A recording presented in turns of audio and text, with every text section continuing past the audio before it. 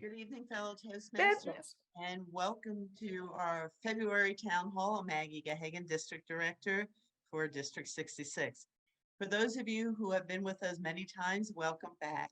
For those of you who have not been to a town hall, welcome for your first time. And the reason behind the town halls was for us to have an opportunity to meet each other since we're not able to meet in person yet.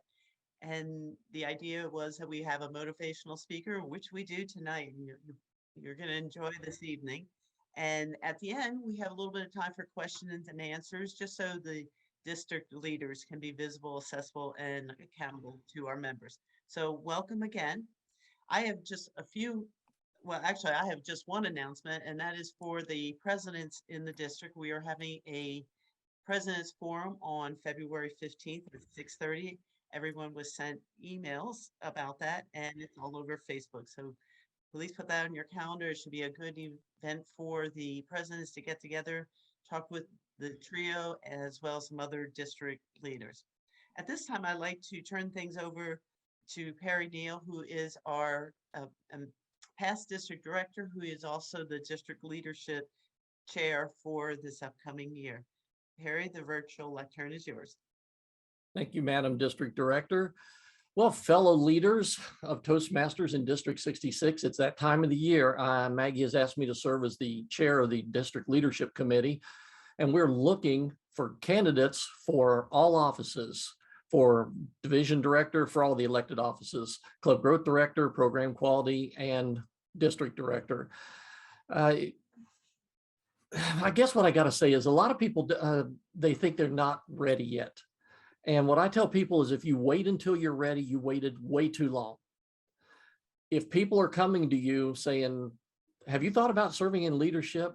If you don't trust yourself, trust them. They see something in you. It's like Denenjaya's award-winning speech. I see something in you. You don't grow until you step outside your comfort zone. So I encourage everybody to step up to district leadership. I mean, if you want to look just at the self-serving part of it, you've got to have 12 months of district leadership if you want to get your Distinguished Toastmaster Award. So for no other reason, there's that. The deadline for nominations, I believe, Maggie, was March 5th. March 5th. You have to have your nominations in by then. You can nominate yourself. You can nominate somebody else. I think we're going to do another presentation either next week or the week after about what it takes to campaign and run for district office, the prerequisites and that sort of thing. But essentially, if you want to be a division director, all you need to have done was serve at least 6 months as a club president or a club vice president education. And you can run for division director. We also have area directors, which are going to be appointed positions, but those will come later. But anyway, you can contact me at DLC, that's District Leadership Committee, DLC, at tmdistrict66.org. So like I said, you can nominate yourself, you can nominate somebody else. There's a couple forms you need to fill out and submit a picture, and then we will get ready to schedule your interview because the leadership committee has to interview you. So that's all I have, Madam District Director. Thank you, Perry. As Perry mentioned, district leadership is, it's really a privilege to serve on the district. He has talked me into many positions way back when, and I can't believe I'm down to less than 6 months being a district director. It has been an opportunity for me to grow, to learn so much. And as I look back over my time, it really has gone by fast. And I have learned so much, as well as met some really awesome people, not only in the district, but throughout the world. And it is a wonderful thing to do. We will be having another meeting. We did a panel discussion last week, I believe. These weeks just run together for me. And we had a good turnout, but we'd like to do another one. If you have any questions about district leadership, you can reach out to any of us on the trio who are serving in positions, or to Perry. We're happy to answer any questions that you may have. At this time, I'd like to call upon Linda Kennedy, our Program Quality Director, and she can give you a brief update. Linda, the virtual lectern is yours. Okay, thank you, Maggie, and hello, everybody. Well, what's going on in the program quality realm arena? Well, first of all, ribbons were sent out. Did any of the clubs received your ribbons? Raise your hand. Maybe, okay, you received your ribbons. I saw Frederica, Wesley got his hand up. So those were mailed out. The trophies, those are going to individuals. Okay, thank you, Rick. They're going to individuals. We're working with UPS to get the best price to get these mailed out, as well as the Triple Crown. So they're coming, and hopefully soon. The next thing is officer training. I know people are saying, you know, our site has not been updated, our DCP has not been updated. Believe me, we are working to get all of that information in, and specifically before the deadline, hopefully by the end of the, well, I was going to say the end of this week. That's tomorrow. Well, give me the Sunday, me and my team. Give us the Sunday to get all that in, and then we can see what's left over. And we have sent out additional trainings throughout the month of February from other districts. You can go to other districts, just let them know that you're from District 66 and to contact the PQD at tmdistrict66.org to confirm that you attended their training. And then the last thing is the conference is coming up, and the team is working hard.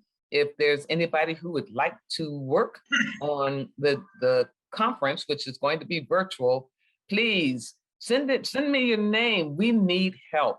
So there's a help wanted sign written right across my forehead. If you can see it, we're looking for you to come and help us. That's all that I have, Maggie. Thank you very much. Thank you, Linda. At this time, I'd like to call our club growth director, Tashawn Harris-Yagorgia, and the virtual lectern is yours. Thank you so much, Maggie. Good evening, everyone. This month, we are going into Talk Up Toastmasters. So this is a time that you need to share about your club. Either you can do an open house, or we have now the new Speechcraft, where you can actually do virtually with a digital download. And actually, from what I understand, it is just like Pathways. So except you only can have 5 people that you're coordinating an event for, instead of the larger people that we used to have when it was in a paper format. So I encourage you all, especially if you're working towards your DTM, to look at Speechcraft as a way of drawing people in to learn about Toastmasters and to help them to be better communicators and leaders. And with Talking Up Toastmasters, we have the incentives for early bird, because it is also time to for club renewals. So we want you to go ahead and start talking to your members about going ahead and renewing. You don't have to wait until April 1st. You can start now. And those who get their renewals in, you get a ribbon for early bird, and those area directors whose area has at 100% will also get a ribbon for area on fire. So those are the incentives that we have going on this quarter, as well as you know about our contest. So look forward to seeing each of you earning your ribbons for this quarter. Thank you, Tashawn. I'd like to ask everyone who is able to turn your cameras on. I think it's nice for us to see everybody. And I think it also shows respect to our speaker, who is going to be speaking very soon. At this time, I'd like to call upon John Jones, who is one of our division directors. He's in Division C, and John will be introducing our speaker. John, the virtual lectern is yours. Thank you, Madam Director. Good evening, fellow Toastmasters, visitors, and guests. It is truly an honor to introduce our guest speaker for the evening, Jedi Master fame, Nehal Tanna. Nehal has been a Toastmaster since 2016. She has served as an area director in 2019 and was awarded Toastmaster of the Year in 2020. Also in 2020, she achieved not one, but two Distinguished Toastmaster Awards, which is the highest award a Toastmaster can achieve. Nahal has been a keynote speaker in many settings within and outside of North Carolina. She is a risk manager at the Bank of America headquarters in Charlotte, North Carolina. Lastly, she is a state level champion for a speaking contest in 2021. Fellow Toastmasters, visitors, and guests, please give a hearty welcome to Distinguished Toastmaster Nehal Tanna.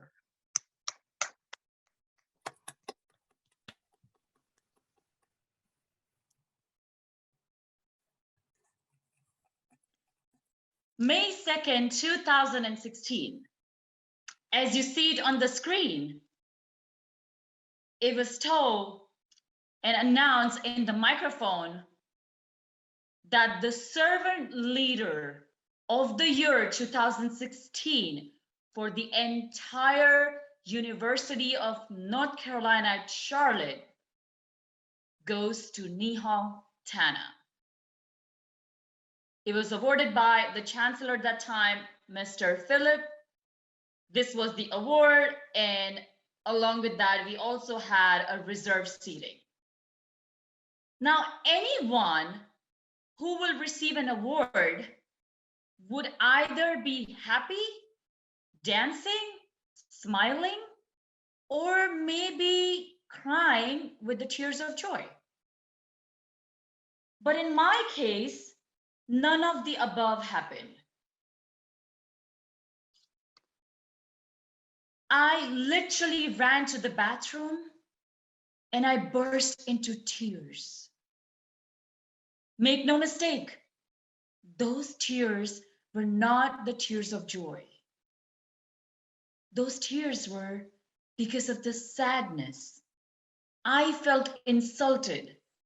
I felt humiliated, and all of the adjectives that you can think of.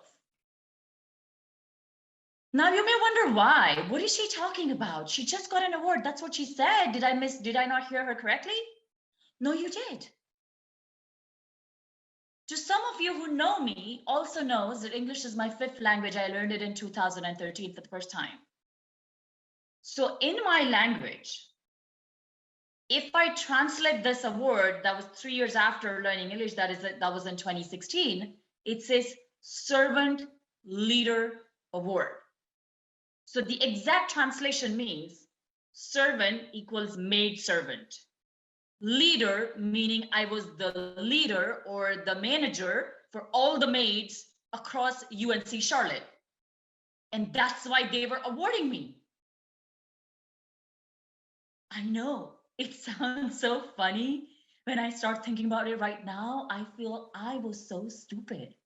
But that's what happens when you just know English for a couple of years or any language for a couple of years. You tend to just translate everything right away to better understand and to be able to react or respond to it. And that's what I did. So as soon as I got out of the bathroom, making it look like I was not crying and everything was just all right, they asked me to come by and accept the award and say a few words. Before I could even say anything, the Nehal inside me wanted to know why. Why me? Why did you think I was a leader for maid servants? So I ended up asking one question. I would like to know more as to what was the criteria to be selected for this award. Thankfully, I did not say what was the criteria to be selected for the maid servant award, which is what was my mind was thinking, but I bite my tongue more often than I should, and I didn't say it. So raise your hand if any one of you have heard the word called servant leader, leadership, servant leadership, or leadership as a whole. No answer is a wrong answer. If you do not raise your hand, I'm not going to follow you to your house. You live in Virginia. I live in South Carolina. No chance. Okay. So it looks like some of you have heard that word. Now, after when I asked the question, I was told, why was I selected? And this is what they had to say in the gist of it. They noticed that while I was a student of UNC Charlotte for 2 years, they constantly noticed me not only leading all of the student organizations, including Toastmasters and other student organizations as a whole, like 4 of them in total, leading them, allowing them to get to a different level, but making sure that moving down or moving to the level of my peers and my team members and helping them and then passing the torch right after I see them that they were ready instead of holding on to the position.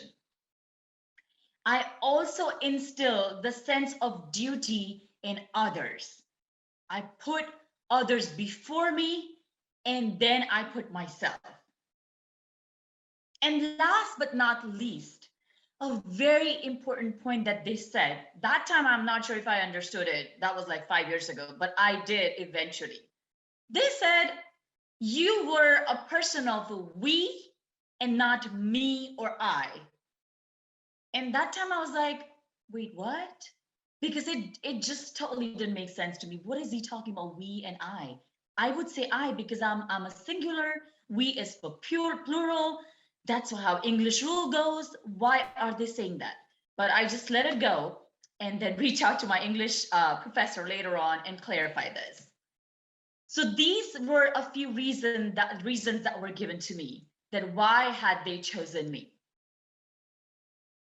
Not that everything that I understood, some of the things made sense to me, some of the things didn't. I got excited and I just, of course, it was a trophy and a good word. So I just was like, okay, it seems to be a good thing. And I decided after the ceremony was over, I decided to go on the internet and reach out to my best friend. My best friend is known as google.com. You have most of the answers there. Some are true, some are dangerous, but you at least get something about what you want to know. So I decided to look up the information of servant leadership instead of believing that I was a maid servant. And this is what I found out. I'm sure most of you know some of the other version of this, but I want to make sure that I'm able to share this with you so that you have an idea. So internet says that servant leadership or servant leader means it's one of the theories of leadership. It's serving, putting people and the team before us. Servant leadership is also an idea where you serve first, you also pass on your torch, and it's not about you, it's about we as a team. And then after you serve, you also pass or shift the power to those who are being led. Quick example that I noticed in District 66. I have been there before. To some of you who might be wondering, how did I experience this? I've been there before. I have been associated with some of the District 66 wonderful leaders. I noticed that Perry and Linda, they not only served first and led with the example, but they also saw that someone like Maggie had in it her, and they passed on the power to her to be the district director, to be PQD, to be club growth director. They led her on the way while they were leading. They guided her, they led her with the example. And that's servant leadership itself. That's the best example live that is happening in your district as servant leadership. Make no mistake, I would have not said this if I didn't believe this. So I'm not saying this because I'm presenting in District 66. I have to say the best things about them.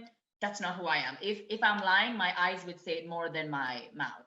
If I want to say the B word, my mouth wouldn't say it, but my eyes will clearly spell it out for you. That's who I am as a person.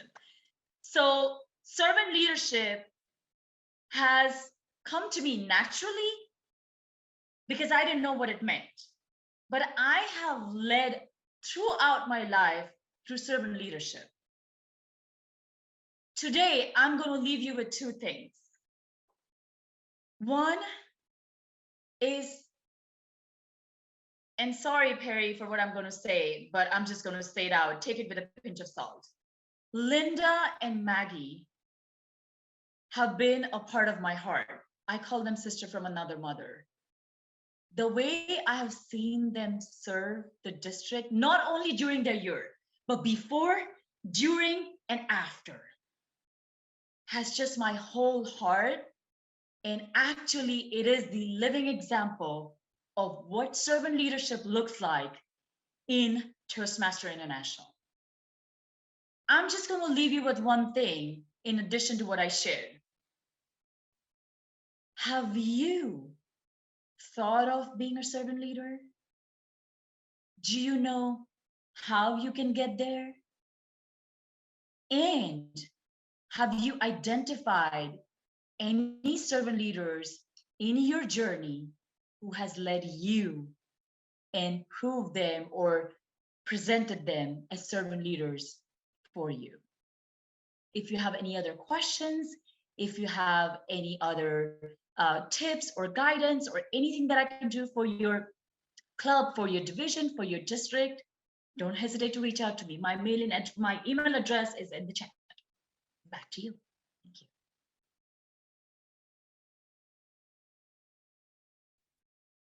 Thank you, Nehal. If everybody can unmute themselves and let's give her a loud round of applause. And Thank you so much. Thank you. Thank you. Nehal And a woof woof. Sorry for my dog. When she came to visit District 66 at my first conference when I was elected as Division C Director. And we had a great time then. She's come back a few times to help us out with different things. At this time, I'd like to open the floor if anyone has any questions for Nehal. And she would love feedback. You can email her that, but if you have any questions, now would be a good time. And don't hesitate to ask me anything you want to know, personal, professional, Toastmaster related, non-Toastmaster related. This is your platform. I'm not going to haunt you in your sleep. I'm not going to come to your doorstep too far, 5 hours drive to Virginia, not interested right now. And it's going to be all, I don't get offended easily. So this is your platform. Shoot the question. Maybe somebody else has the same question, but they're hesitant asking. So go for it. Actually, we have one hand raised. Virginia, would you like to ask your question? Yes. What other languages do you speak? I'm so intrigued and amazed by your language skills. Thank you, Virginia. Thank you for the question. So I speak a total of 9 languages. English is the 5th, Spanish is the 6th, and then rest are Asian languages. That includes more of a West Indian and South Indian and North Indian languages. It's just because I have all of those people who I interacted with during my high school and my college, and I just like to try to interact with them in the same language so that I get to learn something new. But thank you for asking. I hope I answered your question. That's amazing. I have a question. When you were a Toastmaster, was it undergrad or were you working at UNC Charlotte? Was it actually at the college, the university level? No, it was not. So, and I am still a Toastmaster. I would be, I think, Toastmaster for life. But when I began Toastmaster, I was Toastmaster outside of my college. So I started I enrolled officially in Toastmaster in late 2016, but actually attended my very first meeting in March 2017. Now, how I got there, I was doing an internship during my senior semester from college. And the director of global technology and operation of that organization decided to gift me 1 year of Toastmaster membership as a gift for my graduation. And that was he literally gets text messages and pictures every time there's a Toastmaster event that I go to or I attend. And I'm like, you know, this is because of you, because he got me addicted to the drug called Toastmaster, which is a healthy drug. So. Anybody else? The audience is so nice. Nehal, what is your current role in Toastmasters in District 117? And where was the question from? I can't. And it's from Robin. Right. What was your Oh, Robin. role right Yes. now? So I have been a campaign manager for one of the international director who recently was elected this past year. In addition, I'm a president for North Carolina Project Leaders Toastmaster, and I'm also serving as a secretary for Blooming Toastmaster. So those two clubs are in two different districts. I decided to take advantage of the virtual and be a part of both the districts. And I'm also a visiting member for one of the clubs, mostly for their town hall and other events, as an other event speaker for a club in California. So that's my role. It's very, very much, it's gone down compared to what I used to be before, because I'm just being on computer for so long, sometimes just wears you off. So I'm like, okay, this is all I'm gonna do. But yes. Thank you for the But question. you bring up a very good point on how, since we're meeting virtually, we can visit clubs all over the world. You can visit clubs within your district. There's no And reason. that is, Maggie, so true. That is the best thing to do. And I have visited one of the clubs in Asia. I visited one of the clubs in Paris. You don't have to be a member. Just go and see. You never know. You might find something that you can use it for your club or for yourself as a speaker. So it's always, yes, Perry. I didn't do it. No, what I sent you in the chat? Oh, that's it. No. Yeah, you bring up a very good point, because last year when I ran for international director, I mean, I talked to districts all over the world, and it gives you an insight, because we're so insular. We start in a club and we can't even imagine a world outside our club. And then you find out there's this whole thing called an area, 5 whole clubs of people that want to do this. And I mean, for instance, I talked to some of the districts in China where they're facing, their government doesn't trust what they do. So district leaders are having to pay for all the district events out of their own pockets, because the government won't let them send any money in for Toastmasters. So you do get a big appreciation. I tell people, if you go visit another club, especially in another area, I guarantee, well, when you're in person, you'll have one of 2 thoughts. Man, I love my club, or we need to change some things. And that's a good point. When I was in Paris 2 years ago with Linda, when we were there for our district leadership training, we visited several clubs in Paris and came back with the idea of having a dinner club and started the advanced leadership from that. We actually only met once in person, and then COVID hit, but that is how that club got started, was an idea from visiting another area. Oh, one thing I wanted to tack onto there too, we had a gentleman from our club down in Virginia Beach that went on vacation to Czechoslovakia. He got online, looked up some clubs, and he had tour guides and inside his scoop wherever he traveled. So you have a worldwide family. That is absolutely true. And I know Linda's been to many clubs overseas. I've been to in Dublin and Paris, and it is great. It's really neat to do that. Any other questions for Nehal? I saw somebody had their hand. Was that Rick? Yes, yes. Okay. Hi. You are obviously a high-performing individual, and I was wondering how you prioritize I'm over here. I can see you, your eyes glancing around, Nehal. I'm trying to see where you are at, because I could not catch your name. I'm so sorry. It's Rick. Rick, I'll keep waving my hands. I must be on another I see screen. you. Yes, Rick, I see you. Hi. Please, may I have the question one more time? Yes, you are obviously a high-performing individual, knowing 9 languages and all. And so how do you prioritize what you do each day? And obviously everyone asks how many hours of sleep do you get a day? That is a very kind comment. I am a planner. I'm a born planner. I have 2 planners that goes on, one in my phone and one is the physical planner here. No, I'm not making, and I'm not soliciting this planner or the company. You can use any planner, basically. I keep the book planner because I always feel, what if my phone dies? Because I always forget to charge it. So I have every time slot for everything. Even if I have to take lunch or take like 15 minutes, don't do anything. I have a time slot for that. So 5 o'clock to 5:15, I have to do nothing, even if I want to do.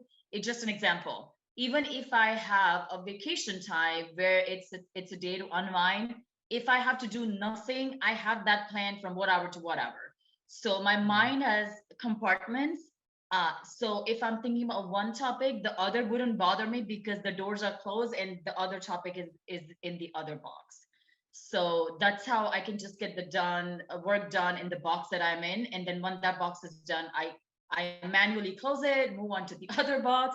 And then, so I'm basically a planner and I'm not a good sleeper. But that doesn't mean I work hard. Yeah, I mean, I don't work smart, I work hard. And I'm not the most intelligent person in the block, around the block. I'm a very hardworking person, but not necessarily I'm the smartest person. So it's all about time management and the time slots. And my family's not very pleased with it. They're like, so today is the holiday, what are we planning? I'm like, wait a minute, let me do. So okay, so from 9 a.m. we wake up, 9:30 we take shower, and by 10 o'clock we should start doing nothing, and we can do nothing until noon. And they go like, you are out of, like, you're really mentally uncomfortable. Like, I don't want to use the word crazy, but it works well for me. So it just works out. And I do want to add something, Robin. I want to be true to you. I missed answering one point in the questions that you asked me. I am also a mentor for one club in District 117 and a sponsor for one club in District 37. It just totally left my mind when you asked me what other roles I'm doing this year. So just want to make sure. Rick, I hope I answered your question. If you need more you details, you're did. welcome to reach me via email. Thank you. Thank you. I will tighten up my act somewhat. Thank you. You're fine. It's all good. Any other questions for Nehal? The golden opportunity. A little bit about her district while you're thinking. She is in 117, which was part of 37. And the year I was club growth director, I guess 3 years ago, when we had our convention in Denver, they had not a trio, but they had 6 people there because they were getting ready to split their district because it had grown so much. So North Carolina is now 37 and 117, which is why I always forget what district she's from, because I met her in 37. That is right, Maggie. And I'm literally a part of both the districts and both the clubs and both the leadership. So doesn't matter. It makes it even more confusing for me. Any other questions? Rick again. Yeah. Innsbruck Toastmasters actually had 2 joint meetings. One is with a Raleigh, North Carolina club. Our times were very close to the same, so we had a joint meeting, and we also had a joint meeting with a Maryland club, just as an idea for other clubs. It was actually more fun than you might think. It's kind of, we shared one speaker and evaluator from the other club and vice versa. It was even better than you might think. So I encourage others to try. That's a great idea. That's And a that's great the way idea. we can help with, each other because some of our clubs are smaller.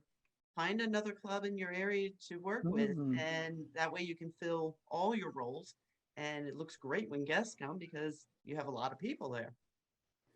And you can share lots of good ideas. Now, I don't know with Innsbruck at that 7 o'clock in the morning, which is too late for me, but too early for most people. You may not find another club who meets at the same time. It's 7:45. 7:45, I've done my first anesthetic for the day. Maggie, I'm Chaitali Roy from the Innsbruck Toastmaster, and actually 7:45 was the right one where the Maryland club as well as the North Carolina club meets. So it was the same timing we were meeting. That's excellent. I just know there's no others in our district that meet at that time. So that's great. You found outside the district. Well, if you don't have any more questions for Nehal, let's give her another round of applause. Jaya, no question? I think he has a question. Oh, is there another question? I'm sorry, I didn't see. Yeah. Yes, sorry. I'm Jaya. I'm from Innsbruck Toastmaster, and also I've won level Toastmaster also.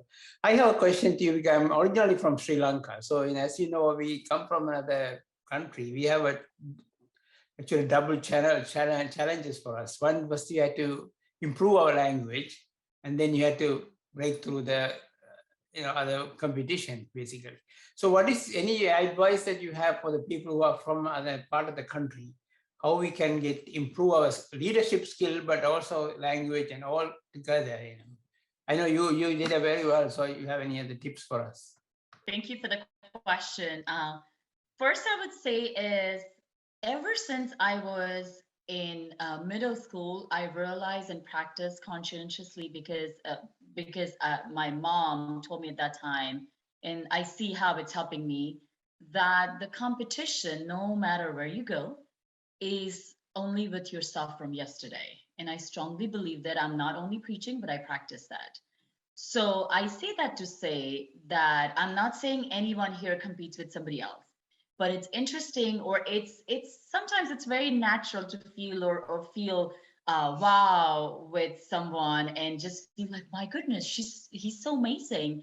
I wish I could be like that. And it's a good thing, but that person or what you saw should not be your goal, because if that person happens to have a graph going down or up, or a little bit of shaky life or something, then probably that's not the great goal for the competition. So when you refer to having the competition because we're immigrant, I would say I had competition ever since I was born, because I always wanted to be better than my yesterday self, right? So being an immigrant, having competition, I am not really sure if that's the best perspective I would have or focus on. With reference to coming to a new country, having a command over our language and leadership. So I'll tell you what I did. Now, Jia, I would tell you though that not necessarily everything I did that is going to work for you. Try it, whatever works for you. If it doesn't work for you, come back, reach me, and we will work another plan out for you. And I don't charge for all this. So you can reach me anytime. What I did to command my English is when I started the college in 2014 and at UNC Charlotte, I used to literally look into the mirror and try to mimic newsreaders. I always wanted to be a newsreader because I thought if you're a newsreader, that's the only time you can speak fluent English. Other humans cannot. So that's the reason I wanted to be a newsreader, because for me, being able to speak in English is like, oh my God, it's like winning a lottery. It's that great of an achievement. So I used to practice and practice, and I used to not only speak, but I used to also on purpose listen to the audios or listen to the news or listen to, I had watched Friends and all of those typical series so many times. And I guarantee you that for the first 3 times when I watched it, I had no idea what they were talking about.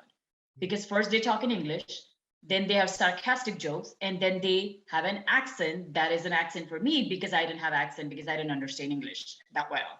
So every time when you see something new or when you come across something new, Google and just check what it means and try to use that word next time. So these things have definitely helped me. Leadership, I think that's who I am. And in order for me to continue to be better leader, Toastmasters have helped me at work. I always accept and reach out for challenging work and tasks. So maybe being proactive so that people can see what you have to offer and to be able to believe in you that you can do it or you can be of their use. That's how you go ahead in leadership. Say, for example, if you didn't ask me this question, Jaya, I may or may not have noticed that you're a part of this meeting. Now you got to my attention because you asked me a question. So now I know that there was a human or a person called Jaya that existed in the meeting. So your name is in my mind. So if I have something that comes up or any opportunity, it is more likely for me to go to people who ask me a question. I'm not saying because they asked me a question, but because their name came to my mind out of all the 30 people, because I spoke to them. So being proactive, people would notice you. And then of course you have to prove with your work. You cannot just talk and not deliver. So let your work speak for you, but also make sure that you're visible enough in a positive light. So that's for leadership, and practice speaking and understanding English or vocabulary in case if you, I don't think my vocabulary is that great and I'm still working on it. So if you think that's the problem with you too, just read more. So you read, and now we all have this phone. So we can always just keep read and then look up for the word. Earlier I used to go back to the dictionary. That time we didn't have phones. So maybe a long-winded answer, but I hope that helped you. If not, my email's in the chat. Feel free to shoot me an email and we can connect. I believe I saw one other hand up, but I don't see it anymore. Anybody else have a question? They got tired of hearing me, maybe. I doubt that. Nope, there is Virginia. There goes another. And quick question. What motivates you? You seem so animated and so driven, and I'd love to know, what is it that helps you stay that way? It's just my faith for the most part. If you asked me this earlier, I would have said, I love to help people. I'm just people person. If I'm speaking for 30 minutes, even if 1 minute worth of speaking was helpful to someone, it would just make my day. I know what it is to be not helped when the need be. I know what it is to have nights without food. I know what it is to not have home. And I know what it is to be in the house now and being able to make money in dollars and being able to try for more. So I really want to be there for people and not want people to go through what I have gone through. So it's my faith, and it's wanting to be there for people in a true manner without having to feel any competition or any intimidating feeling or any such things. Not only for women, for men, everybody basically. So it's my faith in karma, and it's my faith in wanting to have a better things for people than what I had. That's what keeps me going for the most part. And I don't do caffeine, so I couldn't say caffeine keeps me going, but I wish. I love the smell of coffee. Thank you. Welcome. Okay, at this time, we can open questions up for any of us on the trio or district leadership. If there's any questions you have about upcoming events or have suggestions on how we can help you with your clubs, please speak up. I'm just going to say thank you for having me. I don't want to interrupt once you guys start talking, but thank you, thank you, thank you. Your district definitely has my heart, and it was a pleasure. Don't hesitate to reach out if I can do anything for you or for your club or for your personal goals. But I'm going to go on mute, and the virtual lectern is to the trio now. Thank you, Maggie, for everything. All right. Thank you, Nehal.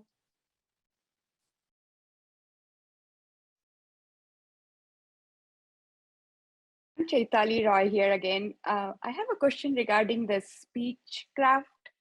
Is that something which have to be done in the group setting, or how do you approach to that?